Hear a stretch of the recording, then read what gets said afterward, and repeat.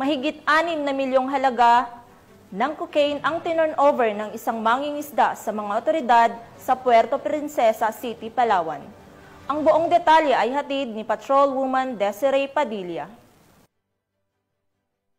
Uri ng Puerto Princesa City Police Office ang katapatan at pagiging alerto ng isang mangingisda mula sa Barangay Bagong Bayan matapos nitong agad na isuko sa mga otoridad ang isang pakete ng hinihinalang cocaine na natagpuan niyang palutang-lutang sa dagat nito lamang Oktubre taong kasalukuyan. Batay sa investigasyon, bandang alas 8 ng umaga nang mapansin ng naturang mangingisda ang isang kahinahinalang pakete habang pauwi mula sa pangingisda. Agad niya itong pinaalam kay Barangay Captain Rolly E. Magbanwa na mabilis namang nakipag-ugnayan sa Police Station 3 upang may parating sa mga otoridad ang natuklasan. Agad na rumisponde sa ulat ang mga tauhan ng Police Station 3 sa pangunguna ni Police Captain Discoro S. Orchidera Jr. kasama ang mga kasapi ng City Mobile Force Company, Regional Intelligence Division at City Police Drug Enforcement Unit.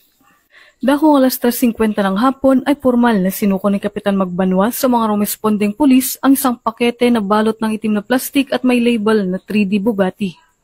Tinatayang nasa 1.15 kilo ang bigat ng nasabing cocaine na nagkakahalaga ng humigit kumulang 6,095,000 pesos. Ayon kay Police Colonel Christian M. Tabdi, Acting City Director ng PPCPO, labis niyang pinapurihan ang pinakitang katapatan ng mga mangingisda at mabilis na aksyon ng mga opisyal ng barangay. Kasabay nito, muling pinaalalahanan ni Police Colonel Tabdi ang publiko na huwag itago, ibenta o interesadong pagmamay-ari ang anumang kontrabadong makikita dahil ito ay may mabigat na parusang nakapaloob sa batas. Patuloy namang nakikipag-ugnayan ng PPCPO sa Philippine Drug Enforcement Agency, Philippine Navy at Philippine Coast Guard upang mas mapalakas ang pagbabantay sa mga karagatang sakop ng Palawan. Tiniyak ni Police Colonel Tabdi na nananatiling matatag ang PPCPO sa pagpapatupad ng kampanya ng PNP laban sa iligal na droga at sa pagtiyak ng isang ligtas at drogang layang Puerto Princesa City.